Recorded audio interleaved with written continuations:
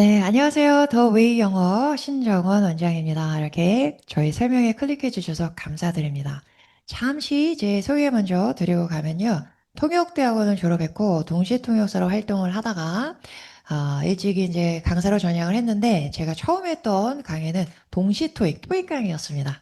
이때도 굉장히 컨텐츠가 우수해서 많은 학생들이 점수가 빵빵 많이 올랐던 그런 강의였고 아주 유명한 강의였습니다. 구글 한번 링 해보세요. 찾아보시면 많은 후기가 나올 겁니다. 이때 그 영어 학습의 모든 노하우를 그대로 녹여내서 중고등학교 학생들을 위해서 만든 저희 두 번째 브랜드가 더 웨이 영어가 되겠습니다. 자, 일단 저희 자랑 먼저 좀 하고 갈게요. 어마어마하게 많은 점수 향상이 벌어지고 있는데 많은 선생님들도 놀라세요. 이게 진짜 뭐 가능해요? 이렇게 얘기하시는 분들이 많은데 거의 신화들이 만들어지고 있습니다. 이 중에서 몇 가지 소개시켜 드리면 이 친구는 아주 초창기 친구인데 정규반 1기라고 할 수 있는 친구입니다. 이 친구가 처음에 저희가 반이 세분화되지 않았기 때문에 4등급 66점이었는데 그냥 정규반으로 들어왔어요. 4개월 과정 만에 4개월도 아니었어요. 3개월 만에 98점. 나왔었고요. 지난 학기의 슈퍼스타도 한번 소개해 드릴게요. 역산중학교 이 친구가 처음에 들어왔을 때는 레벨 테스트 고1 모의고사 80점이었습니다. 그랬는데 정규반 4개월 과정 중에서 3개월 과정 마치고 나서 바로 고1 모의고사 100점 찍었고요. 그리고 4개월 다 채우고 나서 이제 시험을 봤는데 그때 고2 이제 고1은 100점 나왔으니까 고2 모의고사로 넘어갔는데 그때 87점, 88점 나왔어요. 그리고 며칠 후에 마지막 저희 정규반이 이제 수능 시험을 보는데 수능에서 그냥 100점을 찍었습니다. 그러면 어떻게 된 건가요? 이 친구가 겨우 3일 만에 실력이 오른 걸까요? 절대 그럴 일은 없겠죠. 자, 그리고 나서 이제 정규반에서 이제 문풀반으로 이어져서 그 다음에 이제 고이 계속 100점 찍었어요. 100점, 97점, 100점 이렇게.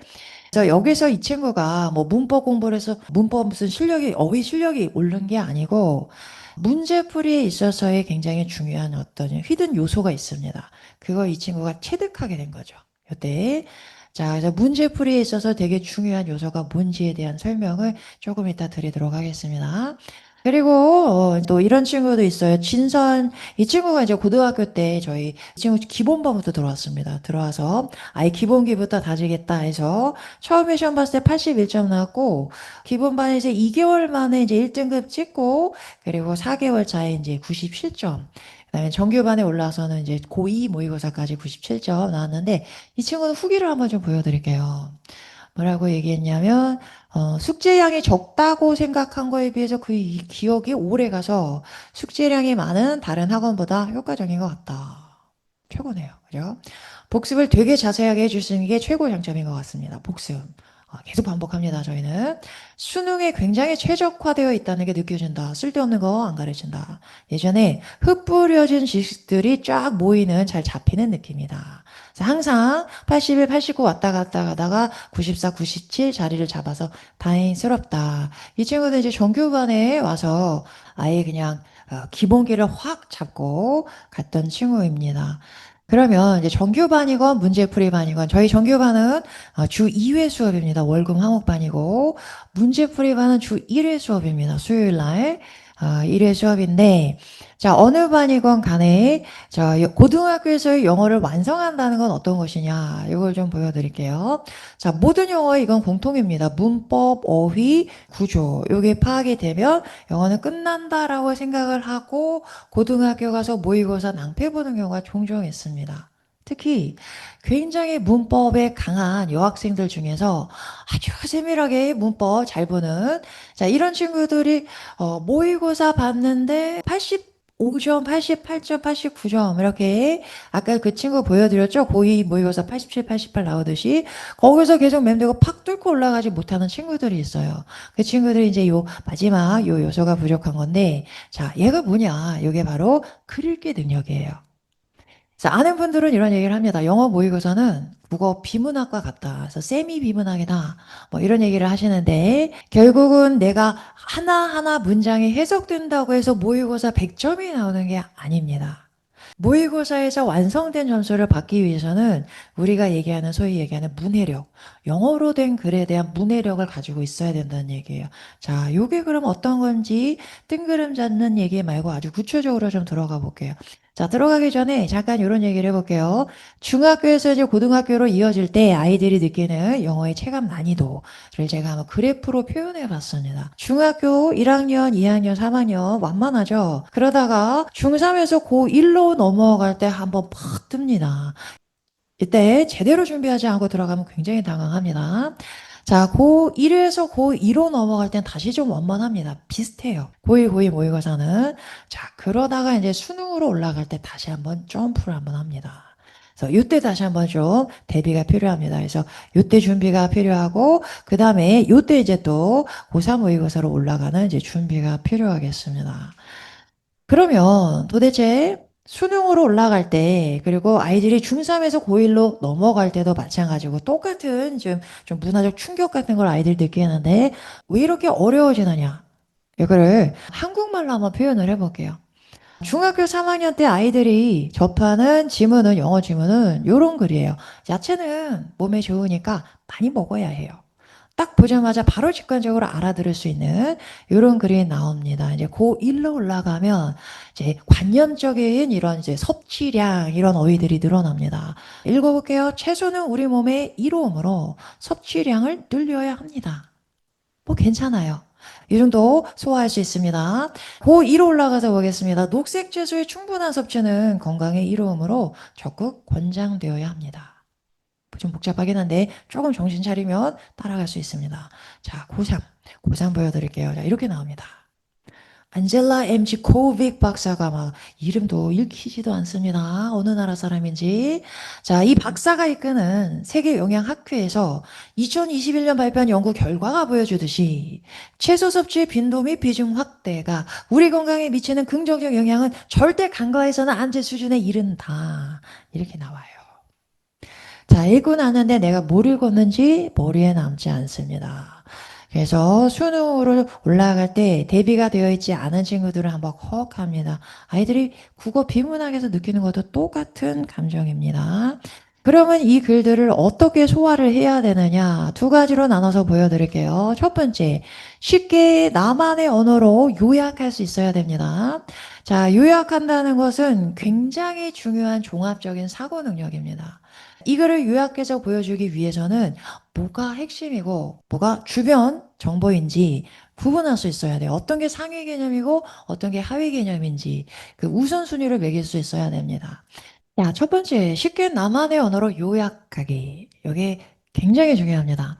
요즘에 이제 요약에 대한 얘기를 하는 강사분들이 굉장히 많아졌고, 영어뿐만 아니라 국어에서도 마찬가지입니다. 국어 비문학에서. 요약을 한다는 것은 굉장히 고차원적인 종합적인 사고 능력입니다. 그러니까 이 글에서 뭐가 핵심 내용이고, 뭐가 부차적인 내용이고, 어떤 게 상위 개념이고, 어떤 게 하위 개념이고, 뭐가 메인이고, 뭐가 디테일, 이 판단할 수 있는 능력을 갖추고 있다는 얘기죠. 그래서 요약 연습이 굉장히 중요합니다. 그런데 그 중에서도 영어 질문에서는 늘 지워 나가야 하는 부차적인 정보 네 가지가 있습니다. 이건 이제 훈련을 계속 할 텐데, 자, 실제로 한번 보여드릴게요. 안젤라 MG 코빅 박사. 이런 게 고유명사죠. 고유명사 박사님 이름 하나도 중요하지 않습니다. 자, 그 다음에 세계영양학회에서 2021년 발표한 연구 결과가 보여주듯이 어느 학회냐, 언제 열렸느냐 전혀 중요하지 않습니다. 발표 내용이 중요합니다. 그러면 지워줍니다. 자, 그 다음에 보니까 최소 섭취의 빈도 및 비중 확대. 자, 이런 게 이제 열거죠.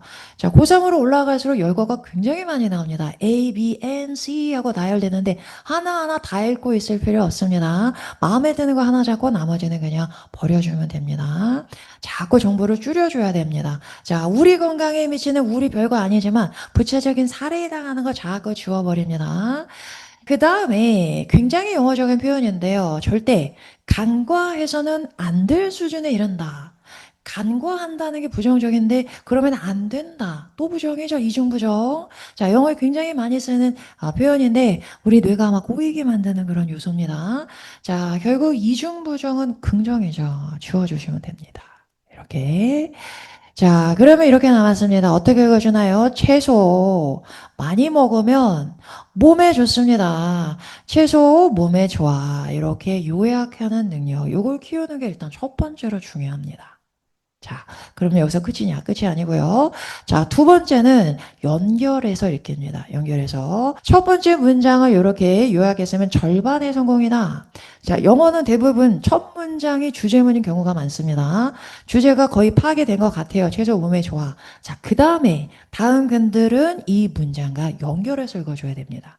한 문장 한 문장 완벽하게 해석은 잘하는데 전체 글을 모의고사 점수가 딱히 잘 나오지 않는 친구 중에서 이제 이 연결고리 파악이 약한 친구들이 굉장히 많습니다.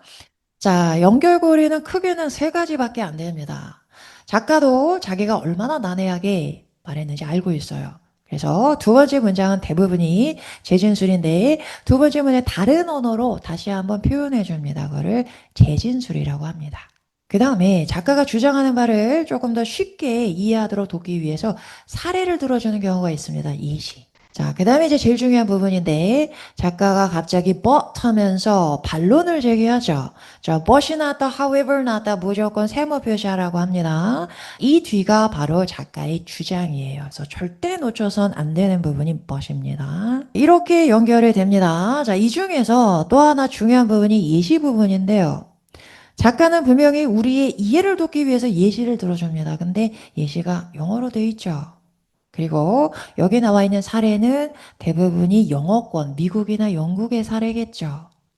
게다가 우리 아이들이 볼 때는 어른들의 세계예요. 와닿지 않습니다. 회사 얘기 막 사례로 나오면 머리 더 복잡해집니다. 자, 그래서 굉장히 중요한 게 이 글이 이 문장이 지금 예시다라는 걸 내가 파악하는 순간 자, 그 앞에 우리가 주제는 좀 이해했습니다. 그럼 얘는 어떻게 하면 돼요? 싹 묶어가지고 버려버리면 됩니다. 내가 예시라는 걸 인지하고 있어야지만 얘를 버릴 수가 있어요. 굉장히 많은 친구들이 오답을 어떻게 골라오냐면 쭉 해석을 하다가 착한 친구들이 쭉 해석을 하다가 뭔가 해석이 안 되는 문장이 나왔어. 그러면 그때부터 이제 막 그러면 그때 막 이제 찔리는 거죠. 나 해석이 안 되네.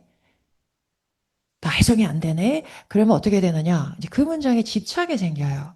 그러면 이 예시에 포함되어 있던 이상한 단어가 들어간 오답 보기를 골라서 틀려는 경우가 상당히 많습니다.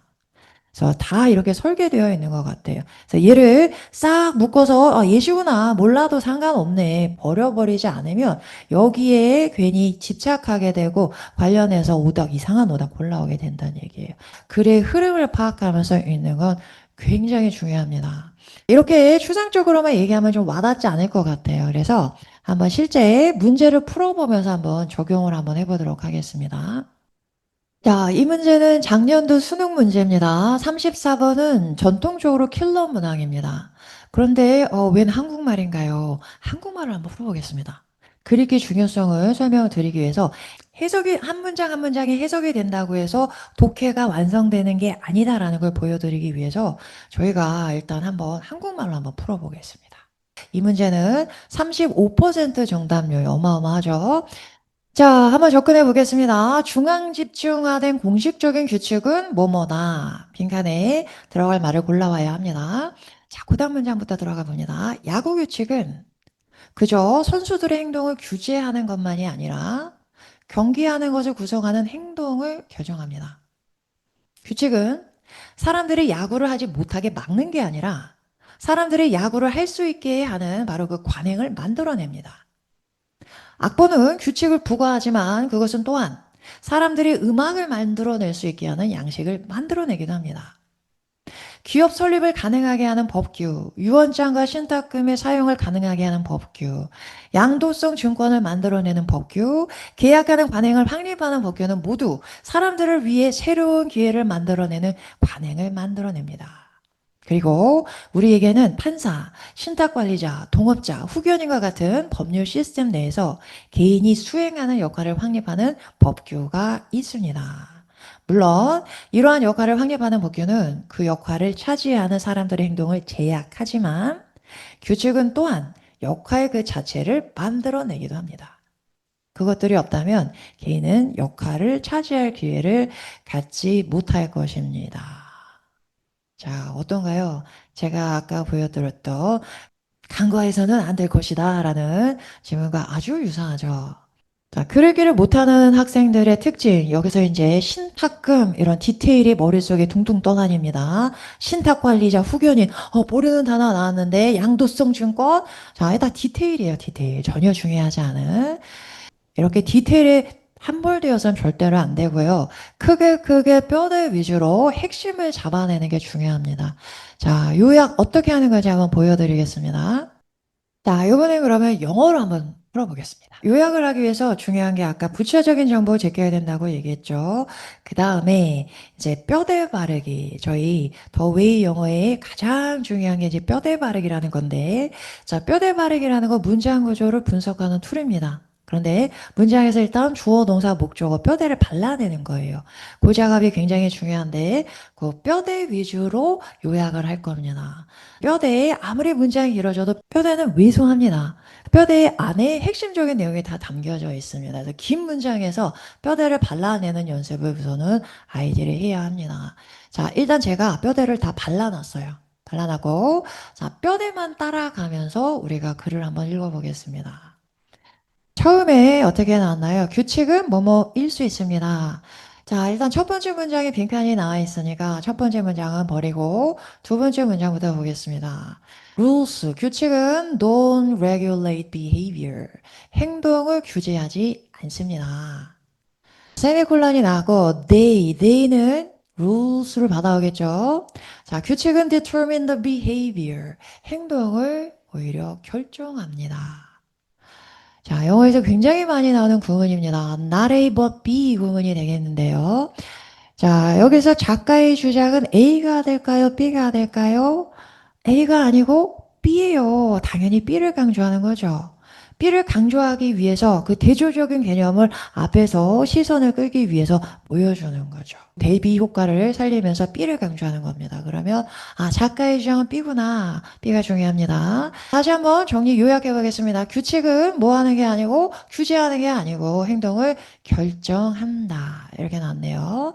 자, 두 번째 문장 들어가서 보겠습니다. 규칙은 do not prevent.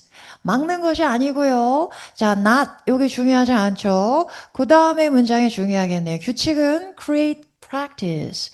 practice 너무 많이 나오는 단어인데 연습이 아니고 관행. 많은 사람들이 행하는 행동의 행태 이런 얘기죠. 결국 행동하고 똑같은 단어입니다.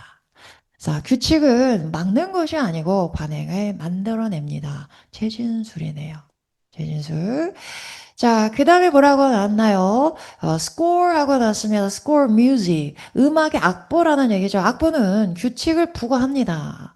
그러나 멋이 제일 중요하다고 했습니다. 그 뒤에가 작가의 주장이죠. 자, is은 악보가 되겠네. 악보는 creates pattern of conduct. pattern of conduct가 뭘까? 여기서 또 고민하면 안 되고 연결해서 읽어야 됩니다. 앞에 나온 behavior나 practice나 pattern of conduct이나 다 똑같은 동의어죠. 결국은 뭔가요? 음악에 나오는 규칙, 음악의 악보도 관행을 만들어냅니다. 이런 얘기. 자, 감 잡았습니다. 그 다음에 legal rules도 똑같겠네요. 법률 규정은. 자, 중간에 대절이 관계대명사절이 형용사절 꾸며주는 하나 나왔고요. 두 개 나왔고요. 세 개 나왔고요. and 한 다음에 네 번째까지. 어마어마하게 따라 붙었습니다. 자, 중요하지 않아요. 디테일이기 때문에. 자, 다 버리고. 자, 규정은 뭐다? 법률 규정은 make practices. 또 최준수입니다. 법률 규정도 관행을 만들어냅니다. 자, 밑에도 다 똑같아요. We have legal rules 했고, legal rules는 constrain behavior. 행동을 제한합니다. 그러나가 중요하겠네요. 규칙은 create roles. 역할을 만들어냅니다. 자, 이렇게 어려운 글일수록 재진술에 나열인 경우가 굉장히 많습니다. 처음에 뭐라고 했어요? 행동을 결정하고요. 관행을 만들어내고요. 결국 역할을 만들어냅니다. 다 똑같은 얘기네요. 자, 그러면 문제 풀어보겠습니다. Centralized formal rules. 규칙은 결국은 뭘 할 수 있다? 행동을 만들 수 있다. 새로운 행동을 만들어낸다. 이게 정답이 되겠네요. 어찌 영어로 푸니까 더 쉬운가요? 그래서 독해력이 좋은 친구들이 모의고사에서 오히려 덜컹덜컹 하는 것들이 막 해석이 되니까 전부 다 읽는단 말이에요. 그리고 어떤 게 더 중요하고 어떤 게 중요하지 않은지 경중을 가리지 않고 힘 조절을 못하면서 읽어버리면 아까 우리 보여드렸던 양도성 증서 막 이런 거 있었죠. negotiable instrument 처음 들어봤습니다. 저도. 자, 이런 거에서 이제 막히는 거예요. 이런 거에서 당황하고 긴장하고 움츠러들고 자, 그럴 필요 없다는 얘기가 크게 전체를 타고 흐르는 반복적인 내용을 찾아주시면 됩니다. 그럼 이제 정답 한번 골라보겠습니다. 자, 좀 지워놓고 볼까요? 자, 이 중에서 1, 2, 3, 4, 5번 중에서 두 개 많이 틀렸던 오답하고 정답하고 두 개만 한번 비교해서 보겠습니다. 자, 2번하고 5번 둘 다 이제 핵심 키워드가 들어가 있었어요. 역할과 관행. 역할과 관행을 만든다. 자, 이걸 골라와야 됩니다. 자, 2번 한번 해석해 볼게요. lead people to do 하고 났으니까 오형식이네요. 자, 그러면 사람들이 사회에서의 역할과 관행을 reevaluate, 재평가하도록 만들어줍니다. 규칙은 재평가하도록 만들어주나요? 자, 5번으로 넘어가서 볼게요. Facilitate productive activity. 생산적인 활동을 촉진시킵니다. By establishing rules and practices. 역할과 관행을 설립함으로써, 만들므로써. 자, 둘 다 딱 마음에 들지도 그렇다고 버리기도 애매한 자, 그래서 35% 정답률이 나온 겁니다. 자, 그래서 빈칸 추론을 우리가 뭐라고 얘기하냐면 주관식으로 풀어라 라고 아이들에게 얘기를 해줍니다. 그걸 딱 읽고 나서 그럼 빈칸은 이런 내용이겠구나. 처음에 그때가 가장 클리어합니다. 아이디어가. 그때 써놓지 않으면 보기를 읽으면서 얘도 되고 쟤도 되는데 막 휘둘린단 말이에요. 그래서 처음에 이렇게 주관식으로 요약해서 써놓고 내가 써놓은 내용과 가장 가까운 보기를 골라오시면 됩니다. 제가 뭐라고 써놨나요? 새로운 행동을 만든다라고 했습니다. 자, 근데 2번은 뭐라고 나왔습니까? 행동을 재평가한다. 재평가한다는 건 기존에 있었던 거에 대해서 다시 한번 생각해 본다. 라는 의미가 되겠죠. 새로운 행동을 create 하는 건 아니네요. 2번 틀렸고. 자, 5번에서 앞에 뭐 facilitate 이런 것 때문에 좀 헷갈리긴 했지만 결국 규칙과 롤과 practice를 만든다라고 했으니까 정답은 5번이 되겠습니다. 자, 작년 수능에서 34번이 난이도 넘버 2였습니다. 자, 우리가 수능을 1등급 받기 위해서는 90점 넘으면 됩니다. 그러면 3점짜리 문제 3개 놓쳐도 괜찮아요. 얘까지 놓쳐도 됩니다. 근데 이렇게 쉬운 문제를 놓칠 이유가 없는 거죠. 모의고사에 접근할 때는 내신에 접근하듯이 세밀하고 디테일하게 집착하면 안 되고 전혀 다른 접근법으로 접근을 해야 됩니다. 그래서 요게 안 잡혀 있는 친구들이 많아요. 그래서 글읽기에 대해서 다시 한번 정리를 해볼게요. 단문 독해의 총합이 장문 독해다라고 오해하고 있는 경우가 굉장히 많습니다. 전혀 그렇지 않습니다. 자, 일단 글 읽기를 위해서 가장 중요한 첫 번째가 뭐라고 했나요? 자, 단문에서 첫 번째 문장을 보고 독해한 다음에 그 다음에 요약해내는 능력. 요게 처음에 가장 중요합니다. 자, 여기서 핵심 키워드가 뭔지를 발췌할 수 있는 능력을 키워야 됩니다. 그 연습을 계속 해나가야 됩니다. 자, 그 다음에 쭉 문장이 요약이 됐으면 자, 연결해서 읽기. 지금 여기서 얘는 재진술이구나. 지금 여기서 여기는 반론이구나. 멋이 나왔으니까. 자, 아니면 여기서 예를 들어주고 있구나. 여기도 예를 들어주고 있구나. 이렇게 전체 글이 어떻게 논리적으로 흐름이 가고 있는지 그 플로우를 찾아내는 거. 자, 그러면 이렇게 흘러갔으니까 결국 작가가 하고 싶은 얘기는 요거구나. 주제 찾아내는 문제. 요게 모의고사 문제입니다. 이게 바로 글 읽기 능력입니다. 그래서 요 훈련이 되어 있어야 됩니다. 그래서 저희 문제풀이반에서는 문제를 풀고 나서 제가 해설해주고 끝나는 게 아니고 항상 이렇게 어려운 문제들만 워크시트를 나눠줍니다. 지문들을 가지고 일단 키워드 먼저 핵심 키워드 뽑아내고요. 그 다음에 뼈대 바르게 하고서 요약하고, 뼈대 바르고, 요약하고, 요 작업을 계속 연습을 시킬 거예요. 그래서, 이 글은 지금 재진술이 나왔구나. 악보라는 거, 법률 규정이라는 거 다 어떻게 보면 예시구나. 그럼 중간에 있었던 뭐 이런 어마어마한 내용들 다 예시구나. 무시해도 됩니다. 자, 그럼 작가의 주장은 요거구나. 이렇게 찾아내는 연습을 반복적으로 해나갈 겁니다. 그러면 이렇게 정답이 도출이 되겠죠. 제가 아까 초반에 보여드렸던 수강 후기에서 87점, 88점 계속 맴돌던 친구가 바로 3일 후에 수능에서 100점 나왔다 이렇게 보여드렸죠. 그리고 나서는 쭉 100점 유지했다고. 이 친구도 문법을 굉장히 강한 친구여서 하나하나 문장을 완벽하게 해석하는 친구였어요. 그러다 보니까 자, 요게 안 됐던 거예요. 요약하고 크게 보는 거. 그거를 한순간에 자기가 터득을 한 거죠.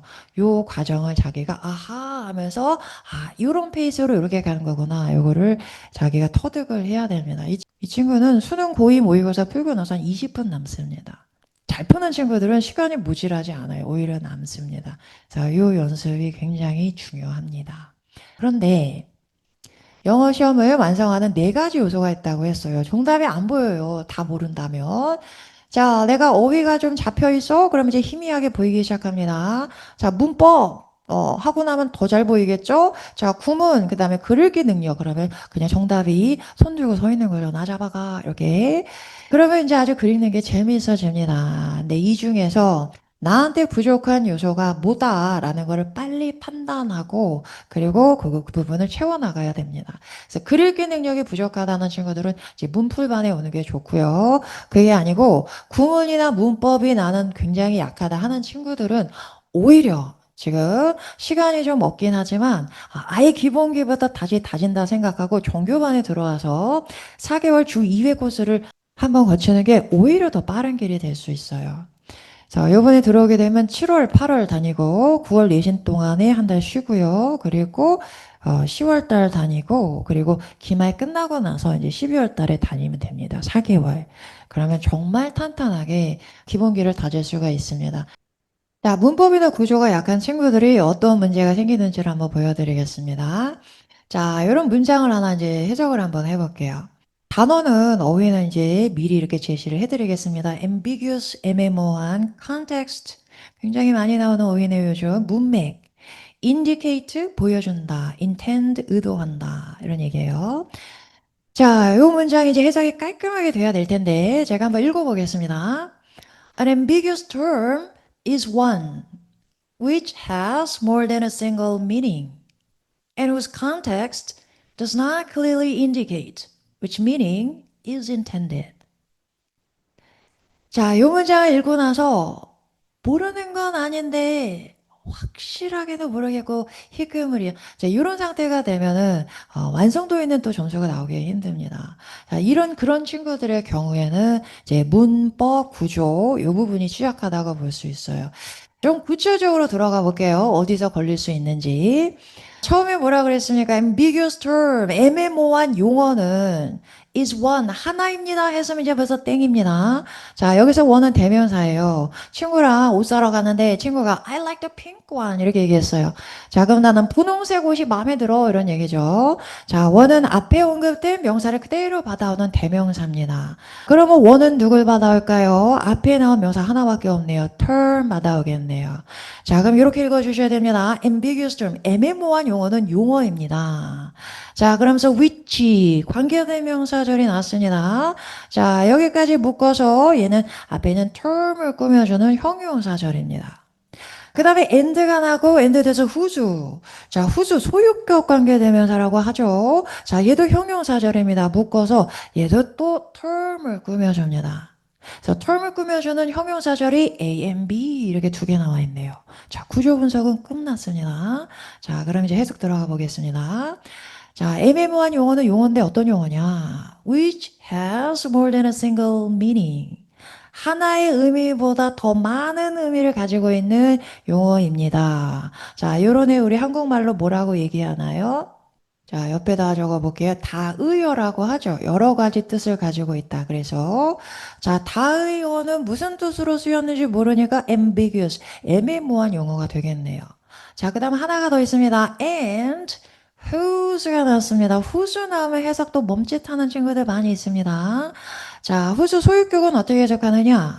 앞에 선행사 term을 자, 이 자리 whose 자리에 넣어주는데 whose는 소유격이니까 소유격의 형태로 넣어주고서 해석하면 됩니다. 소유격 관계되면서는 끌어오는 해석이 불가능합니다. 그래서 이렇게 넣어주고 쭉 해석해서 의미 파악하시면 되겠습니다. 자, 해석해 볼게요. 자, 어떤 용어냐면 그 용어의 컨텍스트 요즘 많이 나오는 단어라고 말씀드렸습니다. 자, 이 글 안에서 이 용어가 이쯤에 쓰였는데, 자, 컨텍스트는 뭐냐? 그 주변의 글의 배경, 내용이 되는 거죠. 문맥. 그 용어 주변의 글의 내용이 does not clearly indicate. 명확하게 보여주지 않고 있습니다. 자, 그런 다음에 갑자기, 또 관계되면서 했으면 또 3,000% 빠진 겁니다. 자, 위치가 이끄는 저를 한번 또 묶어볼게요. 이렇게 묶어서. 자, 얘는 관계대명사가 아니에요. 앞에 보니까 indicate. 자, indicate 보여준다 동사였죠. 동사 뒤에는 목적어가 나와야 됩니다. 그러면 요번에 위치가 이끄는 절은 형용사절이 아니고 목적어 역할을 하는 명사절입니다. 자, 위치 명사절 한번 보여드릴게요. 친근한 거. 자, I know which one you like. 이렇게 나오죠. I know 동사 뒤에 나왔으니까 명사절이에요. 위치는 항상 뒤에 나온 명사를 꾸며주는 형용사 역할을 합니다. 나 여기 있는 여러 개 중에서 which one, 어떤 것을 네가 좋아하는지를 난 잘 알고 있어. 이런 얘기네요.